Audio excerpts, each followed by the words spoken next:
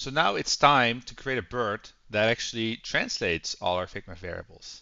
But first, we're going to create a very simple bird that does a translation of the variables and puts them back, which is for many different Blackbird applications that handle content, the basic motions you have to go through. So let's look at how those motions look like for Figma. I created a new bird and we're going to use the download variables action. The download variables action requires a file key, and we can find our key by searching for the file name, which was translation example. And when we then click on collection ID, Blackbird already loads in the different collections that we've created, and we had one named text, and that shows up. And we can then also even select the different modes. And now we want to use English as the source text, so we are going to download the English mode. Now there are many different ways to do translation in Blackbird, whether that's just using pure AI, a combination of AI and human, or sending it to a TMS.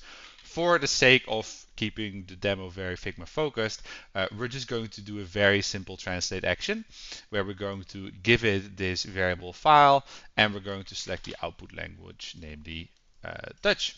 And then as our last action, we're going to select upload variables. So we want to upload the result of the translation, and we're going to upload it, of course, back into the same file, translation example. Yes, you could use this to take variables from one file and put it into another file.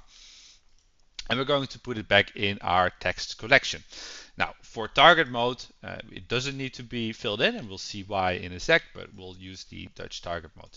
I'm going to hit fly, and we're going to basically look at this bird in action.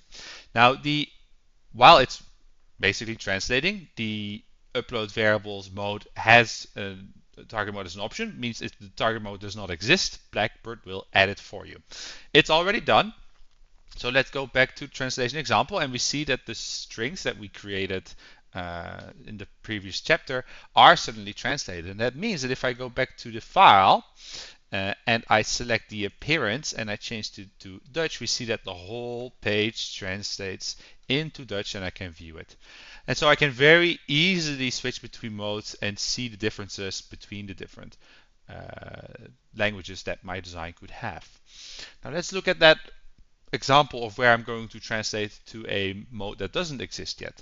So if I select any other language, so let's say Italian, all I need to do is remove this mode right here because it doesn't exist yet in my file, and I can still hit fly.